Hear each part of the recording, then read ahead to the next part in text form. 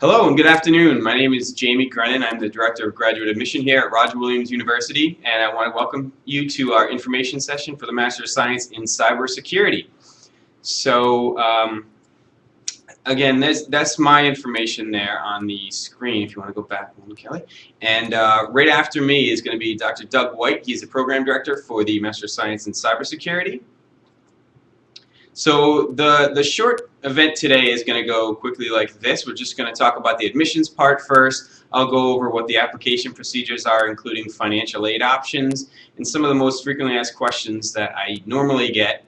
And then we'll move on to the program discussion, and Doug White is going to talk about more of the academic portion of the event. After that, I'm happy to entertain any questions, and we can go from there. So for this year, we have actually two programs. The new one is the Master of Science in Cybersecurity, but we also have our graduate certificate in Digital Forensics, which is more of a 5-course sequence. The Cybersecurity is a 30-credit program, but Doug will be able to talk a lot more about that. So if you decide you want to apply to the program, the very first step is the online application. And what I'll be doing for all attendees today, I'll be sending you an email with a link directly to our online application and how to complete that, so you don't have to worry about taking that down. So other portions of the application include all of your original transcripts. This is going to include not only where you got your degree from, but if you received undergraduate credit toward your bachelor's degree from any other institution, we'll also need to get an official transcript from those schools as well. You'll also need 2 letters of recommendation, and those can be academic or professional depending on where you are in your career. They can be professors, supervisors, really anyone who can speak to your ability to do graduate level academic work. You'll also need a criminal background check, and this is from your state of residence. So the easiest way to do this is generally from a local police department. You can also get it from the Attorney General's office, but this is also going to differ by state and location. So I'm also happy to give you some more information about how to get that. If you don't know how to do that, you're unsure where to start, just ask me.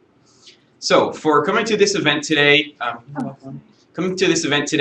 we are happy to waive the application fee for you. That $50 fee is waived. So when I send you the link to the application, on the very end of it, there's going to be a box where you're going to put in a waiver code, and that code, as you'll see on the screen there, is GRCFW9.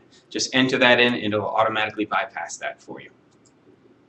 So as far as financial aid, this program doesn't have any particular grants associated with it. So there aren't any research assistantships or scholarships. So the financial aid would be fully federal financial aid, and the way to do that would be specifically going through FAFSA. So you want to go onto the FAFSA website, which is fafsa.org, and complete that. That's really all you need to do. If and when you're accepted to the program, as long as we have that FAFSA, you'll get a financial aid package within 2 weeks, and it'll tell you everything that you need to know about that portion of it.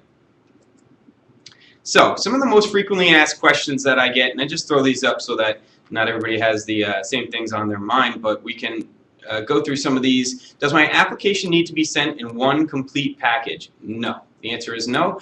We don't need you to wait for everything to come in before you send it in. The most important piece is actually getting your application in. So when I send you the link, you could go on and complete it today for any future semester. Once you complete that, we're going to send you reminders every 1 to 2 weeks to let you know if we're missing anything and actually what we're missing. So those can all come in piecemeal afterwards. Next question, is the GRE required? Simple answer, no. We do not require the GRE. If you've taken it and you want to submit your score, we'll happily add it to your application file, but it is not required. Is there a recommendation form? When you go through the online application, you're going to get to a section for letters of recommendation, and you can definitely send those in later. You don't need to do that right at that time, but there's a link, and all you do is click on it, and you would actually, if you want to start clicking on these, Kelly, you enter your recommenders' emails and names. It automatically sends emails to them to let them know that you've requested a recommendation from them, and it tells them exactly how to complete that. And each time they submit one online, you'll actually get a confirmation email with the person's name who submitted it for you, letting you know that it's been submitted, so you don't have to constantly worry, has so-and-so done my recommendation for me. Next question, who should I ask for a recommendation? I've talked quickly about this, but really anyone who can talk to your ability to do the work at the graduate level, which is obviously a little bit more challenging than at the undergraduate level. It can be professional or academic, but as long as you have 2 quality references, that's what we're looking for. Personal statement. This program does not require a personal statement. However, if you do have an essay that you want to submit, again, I'm happy to add that to your application file. Generally, it is a generic, what do you want to do with the program, what are your interests, and what can you contribute? Okay, so I had mentioned this before. I've been to 6 undergraduate institutions. Do I really need to submit all of them? Unfortunately, yes. The most important one is where you receive your undergraduate degree, but we also need to get the transcripts from the other institutions that you've attended. Even if it's for 1 or 2 or 3 classes, we do need to get those in. So how long after I submit my application will I receive a decision? Generally, we do this within 2 weeks. We have rolling admission for the program, so we don't have to wait to a certain deadline.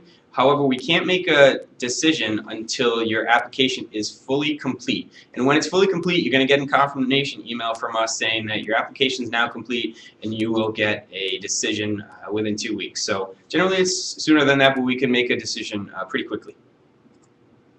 And another question, what's the fee waiver code?